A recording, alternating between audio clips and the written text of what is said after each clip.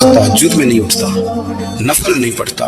ओ मेरी मिल्लत के जवानों, मजा नहीं आ जाता जब सारी दुनिया सोई हो, सारी दुनिया, और बिस्तर भी गर्म हो और नींद भी पूरा गलबा कर रही हो, और अचानक घंटी बजे दिमाग में, आंख खुले, घड़ी पे नजर पड़े, 3:30-4 बजे का पैगाम घड़ी बताए, और कोई चढ़ती जवानी वाला उठे, उठ के वुजू करे, और जब वो मुसल्ला खोल के बिछाए तो मदीने वाले महबूब कहते हैं कि हर नमाज पे रब सवाब देता है, और जो उठ के तहज्जुद की नमाज पढ़े उसे देख के तो रब मुस्कुराता है।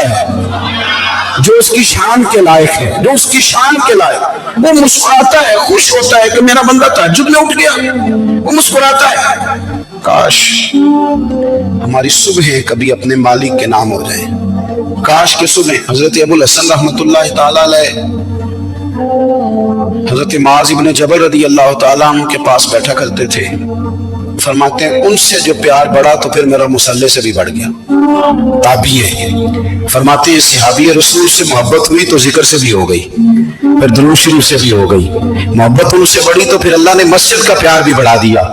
आप फरमाते हैं कि मेरी हर वक्त भी ये चाहती थी कि बस अल्लाह अल्लाह करूं, बस अल्लाह अल्लाह करूं, बस ना मैं जरा थोड़ी जान छुड़ाऊं लोगों से, 10 मिनट मिले तो मैं कुछ 4 नफल पढ़ लूं, मैं थोड़ा सा ना बचूं लोगों से, और मुझे तस्बीह मिले तो मैं ना कुछ 400-500 दफा इस्तिगफार पढ़ूं, सुभान अल्लाह, अल्हम्दुलिल्लाह, अल्लाहु अकबर, ला हौला वला कुव्वता इल्ला बिल्लाह, मैं ना तस्बीहात पढ़ूं। फरमाते हैं कि बच्चे थे घर में 6-7, गुर्बत थी, काम मिलता कोई नहीं था, और मैं काम चोर नहीं था, काम ढूंढता था, पर अल्लाह की कुदरत के काम नहीं मिलता था। फरमाते हैं कि मैंने एक दिन अपनी अहलिया से कहा कि आज मैं फिर जाता हूँ काम ढूंढने, तो मेरी बीवी बड़ी फर्मा बरदार थी, पर उस दिन ना गुर्बत के हाथों तंग आके कहने लगी, आज नाना कोई तू चीज लेके आया, तो मुझसे बच्चों की भूख नहीं देखी जाती, ये सब रोगां दा रोग मुहम्मद जिसका नाम गरीबी, कंड बुला के लंघ जाते नहीं दोस्त यार करीबी, तो आज मैं कुछ लेके आया तो मैं बच्चे लेके चली जाऊंगी। शेख फरमाते हैं कि मैं बड़ा परेशान घर से निकला, पर मैंने सुबह से लेके जोर तक काम ढूंढा, काम मिला कोई नहीं, तो मेरे दिल में ख्याल आया चलो काम नहीं मिलता तो अल्लाह अल्लाह तो करे ना, चलो बंदों की मजदूरी नहीं मिलती तो रब करीम की इबादत ही करते हैं। फरमाते हैं कि मैंने ना फुरात के पानी से वुजू किया, नहर के, शदीद धूप थी, साथ रेत थी और रेत तप रही थी, मैंने अपना रुमाल वहीं मुसल्ला के तौर पर बिछा लिया, और फरमाते हैं कि जोर से लेकर असर तक नमाज पढ़ी, धूप भी पूरे जोर पे, पर मेरे सजदे का ज़ौक़ भी पूरे जोर पे। फरमाते हैं सूरज भी चमक रहा है और रब की इबादत का ज़ौक़ भी पूरे जोर पे, मैं सजदा करूं तो फिर मेरा उठाने को जी ना चाहे। मेरे उस्ताद लिखा करते थे, ये उनका शेर है, वो कहा करते थे मुझे सोज दे, मुझे साज दे, और मुझे नीम शब का न्याज दे, दम सजदा खुद को मैं तोड़ दूं, मुझे ऐसा ज़ौक़ नमाज दे, और मैं तेरी बहार का फूल हूं, मैं खिला भी हूं तो तेरे लिए, मुझे मेरी शाख से तोड़ ले, मुझे अपनी जुल्फ का नाज दे। भाई फरमाते हैं कि असर तक मैंने नफल पढ़े, दिल ढलने लगा, असर की नमाज पढ़ी और मैं वहां से चला। अब मैं जब निकलने लगा तो दिल में ख्याल आया कि छोटी छोटी दीवारें हैं घर की, बगैर कुछ लिए जाऊंगा तो बीवी दूर से देखेगी तो शोर करेगी कि फिर खाली हाथ आ गया है। कहते मैंने अपनी उसी रुमाल में जिसमें मैंने नमाज पढ़ी थी ना, रुमाल में की आखिद पंजाबी जिसाफा कहते हैं, उसी में ना मैंने कुछ रेत भर ली कि वो दूर से देखेगी तो समझेगी कुछ लेके आया है, चलो जाके उसे बता दूंगा कि आज फिर मजदूरी नहीं मिली। कहते हैं वो रेत लेकर जब मैं घर में गया तो पहले बीवी दरवाजे पे खड़ी होती थी, पूछती थी खाली हाथ आ गए, आज मैंने देखा तो है ही कोई नहीं। फरमाते मैं अंदर दाखिल हुआ, सलाम लिए, कोने में मैंने वो रुमाल रख दिया और मैंने आवाज दी कि भली मानस कहाँ हो, तो वो कहने लगी आप मुंह हाथ धो ले, मैं रोटी लेके आई। मैंने कहा रोटी कहां से आ गई, यहाँ तो कई दिनों के फाके, तो कई दिनों की गुर्बत है, यहाँ तो इस घर में तो फकीरी है। फरमाते हैं कि वो रोटी लेके आई और उस वक्त की जो मौजूदा नेमतें थी, समझ ले सलाद अचार हर चीज साथ लाई। मैंने कहा कि बच्चे कहाँ गए, कहने लगी वो खाना खा के खेलने गए, आप खाना खाने आ जाते, खाना उसने चुन दिया। मैंने हैरत अंगेज लहजे में सारी नेमतें अपने दस्तरखान पे देख करके बीवी से पूछा ये कहां से आया खाना, बच्चों को तूने कहां से खाना खिलाया, ये सारा कुछ कैसा है? कहने लगी पता नहीं आज आप किस करीम की मजदूरी करने चले गए थे, पता नहीं किस करीम की, मेरे घर में तो इतनी नेमतें आई हैं कि मुझसे संभाली नहीं जा रही, इतना अनाज है, इतना गंदुम है, किस करीम के दरवाजे आप चले गए थे? ये कहते कहते वो उठी और उठ करके कहने लगी पहले बड़ा कुछ आया था, अब क्या ले आए? और जा करके ना उसने वो रेत वाला रुमाल खोला, कहने लगे मैं तो लेके आया था रेत, तो मेरे रब ने उसे भी सोने और हीरे बना दिया था। जब आपकी तवज्जो अल्लाह की जानिब, मेरे नबी पाक सल्लल्लाहु ताला अलैहि वसल्लम ने फरमाया हर चीज अपने रब से मांग, हर चीज मांग, हर चीज मांग। या रसूलल्लाह क्या कुछ? तो मेरे महबूब ने फरमाया तेरे घर में नमक भी खत्म हो जाए तो वो भी अपने रब से मांगा कर, तो मांगना वो तुझे देगा, तो उसकी बारगाह में कशकोले तलब दराज तो करना। और तिरमिज़ी शरीफ में अजीब लफ्ज़ है, रसूल कायनात ने फरमाया, रब करीम फरमाते हैं जब मेरा बंदा हाथ उठाता है ना तो मुझे हया आती है कि मैं खाली कैसे लौटा दूं इसके। इतने बड़े बादशाह की बारगाह में, ओ भाई लोगों से इज्जतें तलाश करते हो तो वो क्या तुम्हें इज्जत देंगे, वो तो कल अच्छा कहते हैं परसों बुरा कहने लग जाते हैं। लोगों के सामने गुड बुक में आना चाहोगे तो वो तो सवेरे तुम्हारे बारे में कुछ कहेंगे, शाम कुछ और कहेंगे। अपनी रूहानी जिंदगी आबाद करें, अपने मुसल्ले को वक्त दें और दुनिया से छुप कर इस मोबाइल को बंद करके और अपने आप से भी छुप के और तन्हा होके छुपा के सारा कुछ अपने आंसू अपने रब की बारगाह में पेश करें, उसके हुजूर हाजिरी दे। सुनो ना तिरमिज़ी की हदीस और इसे याद रखना, नबी पाक अलैहिस्सलाम ने फरमाया अपने दुख लोगों के सामने ना बयान करना, सेठों नवाबों को ना बताते फिरना, दुनियादारों के सामने जाके ना रोना कि मैं तकलीफ में हूँ। फरमाया अगर दुनियादारों को दुख बताओगे रब तुम्हें कभी गनी नहीं करेगा। और लोग हैं कि उल्टा मजाक उड़ाएंगे, आपकी जिससे बड़ी पक्की यारी है ना, पक्की, वो तब तक पक्की है जब तक आपने 50,000 मांगा नहीं। और जिस वक्त आपने कह दिया कि मैं मजबूर हूं मेरी मदद कर, तो फिर खत्म हो गई दोस्ती। लोगों के ताल्लुकात आपके साथ तब तक हैं जब तक आप उनसे कोई जरूरत वाबस्ता नहीं करते। करीम महबूब फरमाने लगे बंदों के सामने दुख ना बयान करना, अल्लाह तुझे कभी गनी नहीं करेगा। तो अपने दुख अपने रब को बता, तू दुआएं मांग, तो उसकी बारगाह में हाजिर हो, तो उसके हुजूर अर्ज कर। फरमाया अपने दुख अपने रब को बता, वो जल्दी करे या देर से करे तुझे सारी दुनिया से बेनियाज कर देगा, तुझे किसी का मोहताज नहीं रहने देगा। अपने मुसल्ले को अपनी दुआओं, एक बुजुर्ग फरमाते मैंने दुआ मांगने का तरीका अपनी बीवी से सीखा।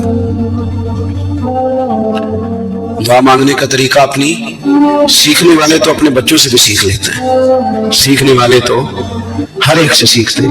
वो कहते हैं मैंने दुआ मांगने का सलीका अपनी बीवी से सीखा है। हजरत वो किस तरह? फरमाने लगे मेरी बीवी ने ना मुझे कोई काम बताया, कुछ पैसों की जरूरत के लिए कहा, तो मैंने उसे कहा कि भाई अभी मेरे पास नहीं है, कुछ दिनों में आते हैं तो मैं दे दूंगा। औरतों की आदत होती है वो बार बार याद कराती है। 2-4 दिनों के बाद फिर उसने कहा हजरत वो मैंने कहा था कुछ पैसे, मैंने उससे कहा कि अभी मेरे पास नहीं है, कुछ दिनों में मिलते हैं तो मैं तुम्हें दे दूंगा।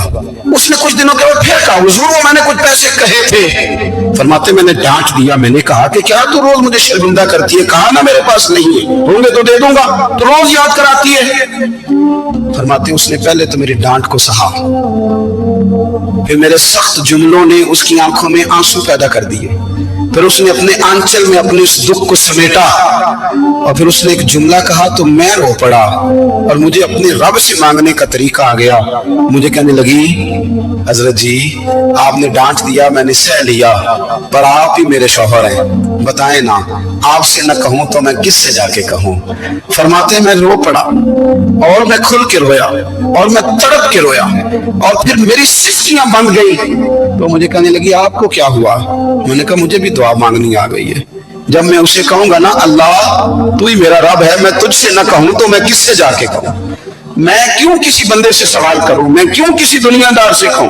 मैं तेरे बंदों का नेक बंदों का वसीला लेके तेरे महबूब की गुलामी लेके तेरी बारगाह में आया, तुझसे ना मांगू तो किससे मांगू? समझ आ गई है जब मैं इस रंग में मांगूंगा तो फिर रब मेरे ऊपर बड़ा ही फजल फरमाएगा, वो मेरे ऊपर बड़ी रहमत करेगा, वो मेरे लिए आसानियां करेगा। अजीज दोस्तों हम इस तरह करने लग गए कि हमने ना अपने ताल्लुकात पर एतमाद करना शुरू कर दिया है। मेरे ताल्लुकात बहुत हैं, हमने अपनी दौलत पर एतमाद करना शुरू कर दिया है, मेरे पास दौलत बहुत है। हमने अपने इल्म पर, अपनी शोहरत पर एतमाद करना शुरू कर दिया कि मेरे पास फलां चीज बहुत है। याद रखना, जब बेनियाज अपनी सिफ्त बेनियाजी दिखाता है तो बड़ी बड़ी दौलतों वाले मजबूर नजर आते हैं। भाइयों, जब इंसान का रिश्ता अपने मालिक के साथ होता है फिर तो गम भी कुछ नहीं कहते, परेशानियां भी कुछ नहीं कहती, फिर तो जिंदगी सब्र वाली, फिर तो जिंदगी तवक्कुल वाली, फिर तो जिंदगी भरोसे वाली।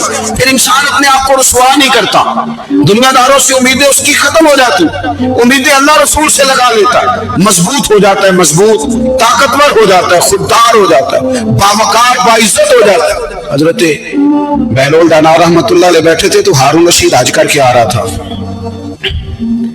तो रास्ते में हजरत शेख से मुलाकात हो गई तो अस्सलाम वालेकुम के बाद कहने लगा, हुजूर कोई हुक्म हो तो बताइएगा। तो हजरत बहलोल दाना फरमाने लगे, तेरा रब कौन है? उसने कहा अल्लाह। तो फरमाया मेरा कौन है? कहा अल्लाह। फरमाने लगे तो बड़ा ही बेवकूफ है, क्या तू ये समझता है कि रब हारून रशीद को तो देगा और बहलोल दाना को भूल जाएगा?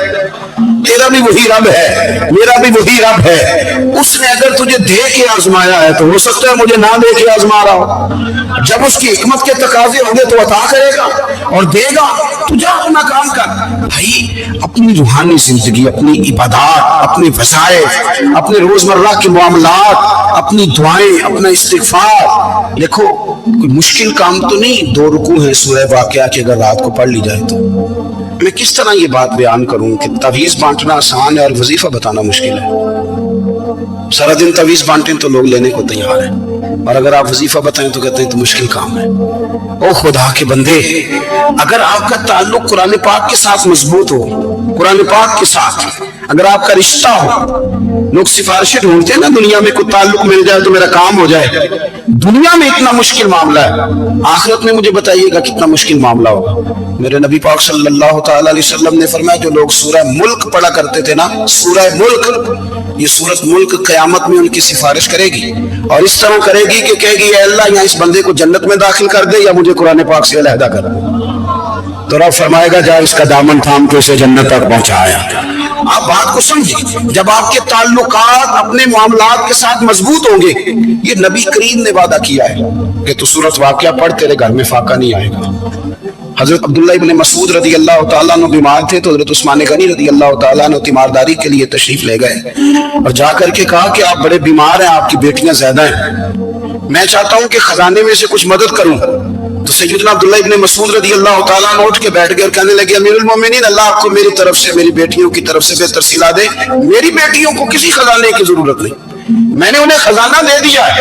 कहा जनाब आपने कौन सा खजाना दिया है, मैं आपके माली मामलात को जानता हूं। तो फरमाने लगे, अमीरुल मोमिनीन, मेरे नबी करीम ने फरमाया है जो सूरत वाक़िया पढ़े उसे कभी फाका नहीं आता, मैंने बेटियों को याद करा दी है, ये खजाना मैंने उन्हें दे दिया है। वो सारे वालिदैन सुने जो बेटियों के लिए परेशान रहते। हजरत अब्दुल्ला इब्न मसूद नसीहत कर रहे हैं, फरमाने लगे मैंने सूरत वाक़िया याद भी करा दी है, पढ़ने की आदत भी डाल दी है। हुजूर ने फरमाया जो सूरत वाक़िया पढ़े उससे फाका नहीं आता। कहने लगे चांद तो अपनी जगह छोड़ सकता है, सूरज गिर सकता है, तारे टूट सकते हैं, पर मदीने वाले रसूल की बात गलत नहीं हो सकती। हुजूर ने फरमाया फाका नहीं आएगा तो इंशाअल्लाह कभी भी नहीं आएगा। करने का काम यह है कि हम अपने मामलात, अपनी इबादत, अपनी दुआएं, कभी 10 मिनट आदत हो जाए ना दुआ मांगने की अलहदा से रात को। हुजूर ने फरमाया जो फर्ज नमाज के बाद दुआ मांगे अल्लाह उसकी कबूल कर लेता है। नबी पाक सल्लल्लाहु तआला अलैहि वसल्लम ने फरमाया अल्लाह मुसाफिर की दुआ कबूल फरमाता है। हुजूर ने फरमाया अल्लाह मजलूम की दुआ कबूल फरमाता है। हुजूर ने फरमाया बीमार से दुआ कराओ अल्लाह उसकी दुआ कबूल फरमाता है। मेरे नबी पाक ने फरमाया माँ बाप जब भी औलाद के लिए हाथ उठाएं, वैसे तो बुल्ले शाह तो आसमानी उड़ दिए ही फड़ दें, जिन्हें घर बैठा उन्हें फड़ेगा ही नहीं। हुजूर फरमाने लगे माँ बाप जब भी औलाद के लिए दुआ फरमाए अल्लाह उनकी दुआ को कबूल करता है। आप अपना ताल्लुक बनाएं, दुआ के साथ, इबादत के साथ, मुसल्ले के साथ रिश्ता बनाएं, इस्तिग़फ़ार पढ़ें। सलाहुद्दीन अय्यूबी सलेबी जंगों में थे, रात को मस्जिद अक्सा में नमाज पढ़ी तो परेशान थे। एक बुजुर्ग से मुलाकात हुई तो वो कहने लगे कि आप बड़े परेशान हैं। कहने लगे हुजूर परेशान इसलिए हूं कि पहले ही मुसलमान कमजोर है, अब मैंने सुना है दुश्मन का एक बहरी बेड़ा وہ جنگی سامان سے بھرا ہوا آ رہا ہے، تو اب ان کے پاس اور تلواریں اور نیزے آ جائیں گے، مسلمانوں کے پاس پہلے ہی وسائل کی کمی ہے، پریشان ہو کس طرح کر کے مقابلہ کریں گے؟ یہ بات کہتے ہی صلاح الدین ایوبی نے بزرگوں سے کہا حضور آپ بھی دعا کرنا، دعا کی بڑی طاقت ہے۔ میرے نبی پاک نے فرمایا دعا مومن کا ہتھیار ہے، دعا مومن کا حضور نے فرمایا تقدیر کو سوائے دعا کے کوئی چیز نہیں بدل سکتی، دعا مومن کا ہتھیار ہے، یہ کافر کے پاس کوئی نہیں، یہ ہتھیار ہے مومن کا۔ اللہ کرے آپ کو سمجھ آئے، پھر سنیں کئی بار کہہ چکا ہوں یہ ہتھیار ہے، کافر کے مقابلے میں جو تیرے پاس سب سے بڑا ہتھیار ہے وہ دعا ہے۔ دعائیں کرانی چھوڑ دی، کرنی چھوڑ دی، لینی چھوڑ دی۔ حضرت سیدنا انس بن مالک رضی اللہ تعالیٰ عنہ فرمایا کرتے تھے میں نے وہ رنگ دیکھا ہے جب حضور دعا مانگتے تھے اور حضور کی مقدس آنکھوں میں آنسو بھی ساتھ ہی بہا کرتے تھے، میں نے وہ انداز دیکھا ہے۔ تو صلاح الدین ایوبی بزرگ سے کہنے لگے آپ بھی دعا کیجیے، اور خود رونے لگے اور سجدے میں رکھ کے رونے لگے، اور عشاء سے لے کر فجر تک روئے، خوب روئے۔ صبح وہ بزرگ آئے تو صلاح الدین ایوبی کا خوبصورت اور ہنستا ہوا چہرہ دیکھا، کہنے لگے آپ بڑے خوش ہیں، رات تو میں نے بڑے روتے ہوئے دیکھا تھا۔ تو کہنے لگے حضور وہ جو بحری بیڑا آ رہا تھا نا وہ پانی میں ڈوب گیا ہے، اب وہ نہیں آ رہا، ابھی خبر آئی ہے تو میں بڑا خوش ہوں۔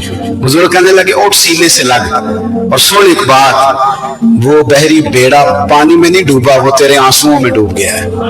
وہ جو تو رات رویا ہے نا رب کریم کی بارگاہ میں تو وہ ڈوب گیا ہے۔ بھائی اپنا مصلے کا، عبادت کا، وظائف کا، اللہ کا سلسلہ اس کو مضبوط کریں، اپنی دعاؤں کے تعلق کو مضبوط کریں۔ دعائیں بڑے انقلاب برپا کر دیتی ہیں۔ ہم تھوڑے تھوڑے نا جب سے خشک ہوئے نا اور میری تو جماعت ہی صوفیاء کی جماعت تھی، ہم تو داتا علی اجمیری کی جماعت سے، ہم تو خواجہ اجمیری کی جماعت سے، ہم تو شیخ احمد فاروق سرہندی کی جماعت سے، ہم تو صوفیاء کی جماعت۔ ہماری جماعت نے بھی وہ تعلق جو ہمارے بزرگوں نے بنایا تھا۔ بزرگ اللہ کے قریب کیسے جاتا ہے؟ تو ہمارے یہاں بہت سارے لوگ کہتے ہیں جی نظر ہو گئی تو کام ہو گیا۔ بھائی جو بخاری مسلم میں طریقہ ہے نا اللہ کا قرب پانے کا وہ تو نفل ہے۔ نبی کریم علیہ السلام نے فرمایا بندہ نفلوں کے ذریعے رب کے قریب جاتا ہے، اور اتنا قریب جاتا ہے کہ پھر اللہ اس کی زبان بن جاتا ہے، اللہ اس کی آنکھیں بن جاتا ہے، کان بن جاتا ہے، ہاتھ اور پیر بن جاتا ہے۔ تو یہ تو عبادت ہے، یہ تو اللہ کی بارگاہ کی حاضری ہے جو آپ کو اللہ کے قریب کرے گی۔ تو اپنی نماز کو اہمیت دے کے ادا کریں، نمازیں موبائل بند کر کے ادا کریں۔ لیکن نا کچھ لوگ کہتے ہیں مجھے ٹائم نہیں ملتا نماز کا، تو میں کہتا ہوں یہ آپ نے بڑی جرت کی بات کی ہے۔ مجھے کو میرا پیر بھائی کہہ دینا میرے پاس ٹائم نہیں آپ کو ملنے کا، تو میں کہتا ہوں آج کے بعد آنا ہی نہ۔ تو کیا سمجھتا ہے تو بڑا آدمی ہے، تیرے پاس ٹائم نہیں اور ہمیں ملنے کا ٹائم موج کا؟ تو آپ نے اللہ رسول کو کہہ دیا ٹائم نہیں۔ اور عجیب فلسفہ ہے نا، کہا جائے نماز پڑھنے آؤ تو کہتے ہیں کپڑے ٹھیک نہیں، اور کہا جائے کہ آؤ ذرا دعوت پہ چلیں تو کہتے ہیں ایک منٹ ٹھہر میں کپڑے بدل کے آیا۔